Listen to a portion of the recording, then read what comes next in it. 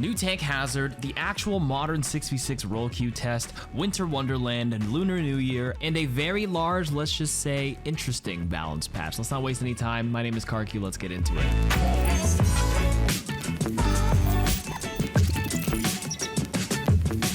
Global changes first, they are nerfing the global projectile size bonus slightly, so hitting your shots are a bit more difficult once again, but not quite at the level of pre-season 9. So all large hit scan projectiles are reduced from 0.08 to 0.07 meters.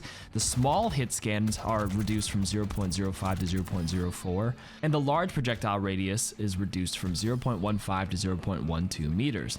The damage roll passive is getting a buff where the healing reduction is increased from 20 to 25% when you tag an enemy, and the debuff duration when you hit them with anything on the damage roll is increased from 2 to 3 seconds. The devs comment that we're increasing the potency of the damage roll passive in order to make the threat of sustained damage more meaningful by slowing down the health recovery while in combat. But at the same time, we're slightly decreasing how reliable hit scan and large travel time projectiles are to hit. Alright, for tanks, DOOMFIST getting a slight nerf. The seismic slam shockwave range is reduced from 18 to 15 meters, and the cooldown of it is increased from 6 to 6.5 seconds. The devs comment that the recent increase to rocket punch wall slam angle has actually added a lot of consistency and made DOOMFIST significantly more threatening. To help account for this, we're pulling out some of the survivability from seismic slam. Alright, Hazard had that 3-day trial a few weeks ago, and they're making a lot of changes. I knew he was weak because these are a lot of buffs. Let's begin with Bone Spur, his weapon. The damage per spike is increased from 6.75 to 7.5,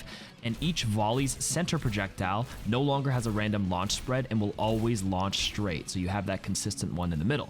For Spike Guard, the angle of protection provided by Spike Guard is increased from 104 degrees to 180 degrees. The damage per second is going to be reduced from 75 to 70. For Violent Leap, the post-slash recovery time for the primary fire and quick melee is increased from 0.3 seconds to 0.5 seconds. That actually sounds like a nerf. The Jagged Wall's health is increased from 350 to 400, the knockback damage is increased from 40 to 50, and the damage interval is increased from 1.5 seconds per target to 1.75 seconds per target. For his ultimate Downpour, the airborne momentum lost by casting Downpour is reduced from 90% to 50% so they don't get spiked down as hard. Forgot to mention his passive Vault. The minimum obstacle height to trigger Vault is reduced from 1.75 meters to 1.25 meters. This basically means Hazard is allowed to scale short obstacles more consistently. The devs comment that the community feedback from Hazard's trial has been largely positive, and we got some valuable data to improve his abilities performance. We're adjusting his kit to increase the damage of his primary fire, making Bone Spur more consistent and a reliable tool for finishing off enemies. Spike Guard protection sometimes felt inconsistent due to being used from a third-person perspective, so to address this, we've widened the forward blocking angle, providing Hazard with more reliable protection. Additionally, the damage of Spike Guard has been slightly reduced to balance the increased Bone Spur damage and protection radius. We're also strengthening the Jagged Wall to make it more impactful, while increasing the time required to re-trigger the knockback effect to minimize frustrations of frequent knockbacks. MAUGA, slight nerf here. Base armor is reduced from 200 to 150, and they're compensating with base health increasing from 375 to 425. So minus 50 armor, plus 50 white HP. The devs comment that the overrun changes from last patch have been great for enabling more active MAUGA playstyles. We're converting some of his armor back to normal health to balance out some of the survivability gained from the overrun changes.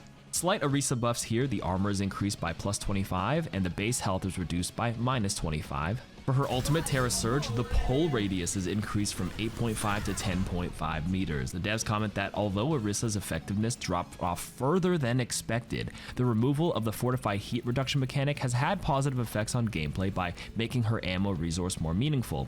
We're keeping that change while walking back some of the armor health loss. We also think her Terra Surge ultimate ability could be more effective, so now it pulls enemies in from a further distance, but the damage range actually hasn't changed, so it won't be harder to get out of the area. RAMATTRA, Ravenous Vortex now briefly interrupts horizontal momentum when first affecting a target. And also the slowing field now ignores barriers for its line of sight. Wow. The devs comment that Ravenous Vortex will now be more effective at dealing with bursts of high-speed momentum, though this change does not have much effect on abilities that continuously move for a duration like REIN Charge or Diva boosters.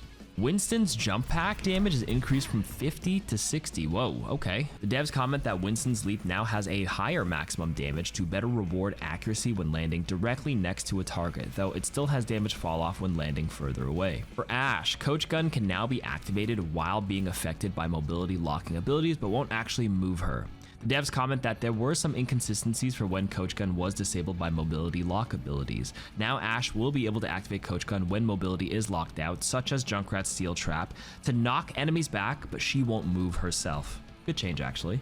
For PHARAH, the Jet Dash cooldown is increased from 8 to 9 seconds, a slight nerf. The devs comment that PHARAH is a difficult hero to deal with for many due to her high flying mobility and burst damage, or reducing how often her horizontal movement cooldown is available to make it slightly more of a positioning commitment when used. Soldier 76 Biotic Field cooldown is reduced from 18 to 15 seconds. The devs comment that Soldier could use a small increase to his effectiveness, and with changes to the damage roll passive, it's a good time to make his Biotic Field more available. For Sojourn, the Railgun secondary fire damage scaling is increased from 1 to 100 to 20 to 120. Whoa, okay. The devs comment that Sojourn has received adjustments to increase the rate of her energy gain and shifted some of the power into her Disruptor Shot ability recently, though the secondary fire, aka the Charge Rail Shot, is lacking in impact, which undermines her core gameplay fantasy as the Railgun hero. So we're adding some damage back to it, and we'll keep a close eye on how powerful she ends up being. For SYMMETRA, the teleporter's base shield health is increased from 200 to 250. The devs comment that SYMMETRA is actually performing quite well, but we'd like to further enable team play around an interesting ability like the teleporter by making it more difficult to destroy. For TORBJORN, the deploy turret build time is reduced from 3 to 2.5 seconds, and its base health is increased from 225 to 250. His hammer, if you're ever using it, the damage is increased from 55 to 70. Alright, the devs comment that we'd like to make the turret more effective without increasing its damage. It now builds more quickly to better enable repositioning it for a faster pace of gameplay. We've also fixed a grievous oversight from moving to larger health pools, and TORBJORN's Forge Hammer will strike fear into his enemies once again. Venture's Drill Dash cooldown rate is now faster anytime Burrow is active, rather than requiring the player to be underground. The devs comment that this is mostly a quality of life change that makes Venture's cooldown cycle more consistent, as they tend to activate Burrow while soaring through the air quite often. A slight buff, kinda nice. For BAP, we got some buffs here. The regen burst cooldown is decreased from 15 to 14 seconds, and the radius is increased from 10 to 12 meters. The devs comment that adjusting the values of regen burst will increase BAP's self-survivability while also providing greater support to his teammates. For Brigitte, the Inspire duration is reduced from 5 to 4 seconds. The devs comment that the duration has been reduced to limit Brig's Inspire uptime, while the healing per second, though, remains unchanged, ensuring that the healing output is unaffected when Inspire is triggered consistently. For ILLARI, the Captive Sun explosion radius is increased from 8 to 10 meters. The devs comment that ILLARI's Captive Sun can be difficult to use effectively due to enemies' abilities to dodge its effects. Increasing the radius will improve the consistency and overall value of the ultimate. For LUCIO, the sound barrier now falls faster when used mid-air, actually a good change, and the crossfade self-healing penalty is decreased from 60% to 40%. The devs comment that the adjustment to LUCIO's health pool has impacted his survivability in fights. This change will increase his durability in combat by improving his self-healing capabilities. Additionally, sound barrier now falls faster while in mid-air, enabling more reactive and safer usage from higher positions. Alright, for the bug fixes, the one I want to call out is they fixed the Reinhardt Earthshatter bug on certain maps like the carpet, where it would actually just block the damn thing, so thank God that's fixed here.